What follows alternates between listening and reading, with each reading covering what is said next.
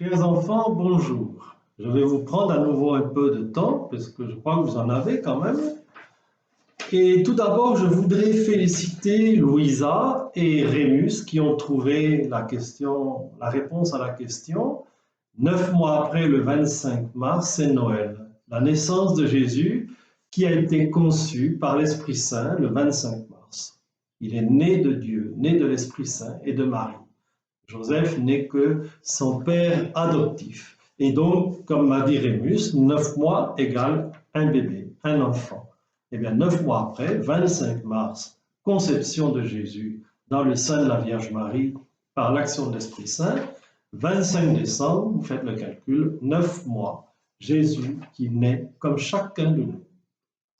Je voudrais aujourd'hui vous parler du carême. Il y aura une petite question encore à la fin. Le carême, c'est un chemin pour suivre Jésus. Un chemin qui n'est pas toujours facile, puisque Jésus a porté sa croix, il est mort, il est mis au tombeau et il est ressuscité le jour de Pâques.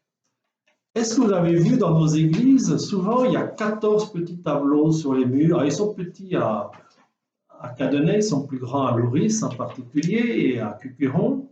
Ces 14 petits tableaux, c'est le chemin de croix de Jésus depuis sa condamnation jusqu'à sa mise au tombeau.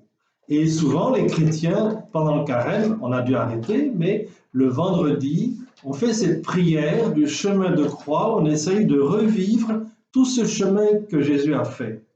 Ce n'est pas un chemin, bien sûr, c'est une histoire triste, mais c'est aussi une histoire belle, parce que c'est le chemin qui nous montre jusqu'où Jésus nous a aimés. Il n'y a pas de plus grand amour que de donner sa vie pour ceux qu'on aime.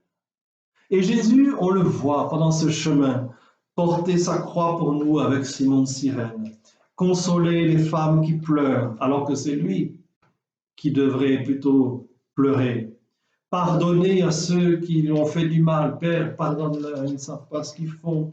On le voit aussi promettre le paradis à ce bandit, ce voleur qui a eu foi en Jésus. Aujourd'hui, tu seras avec moi dans mon paradis.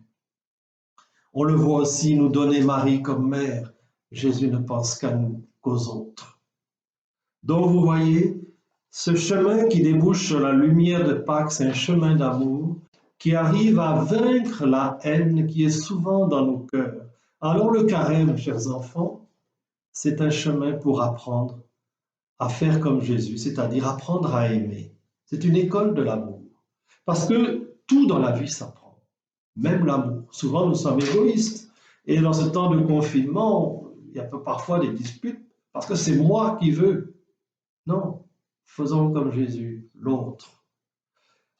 La vie que vous avez reçue, que nous avons reçue, est un beau fruit de l'amour. Au commencement est l'amour.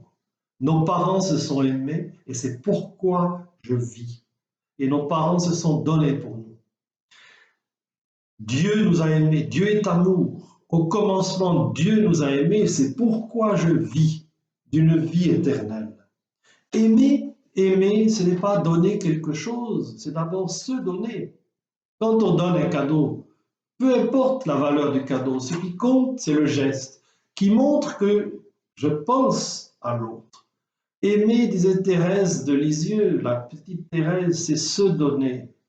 C'est pas donner quelque chose, c'est se donner soi-même, totalement aux autres.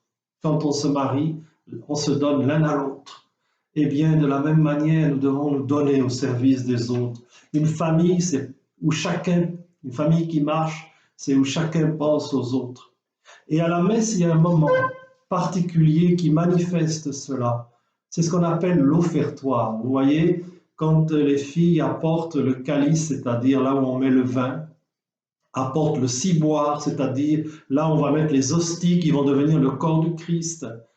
À ce moment-là, vous voyez qu'on fait la quête. Vous allez me dire pourquoi la quête? C'est pas pour ramasser de l'argent, non.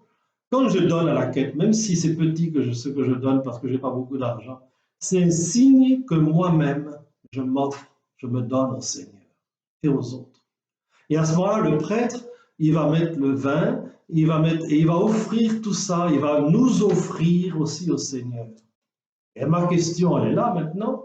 À ce moment-là, Dans le calice, il met le vin et il rajoute quelque chose, un tout petit quelque chose. Est-ce que vous avez vu ce que c'était?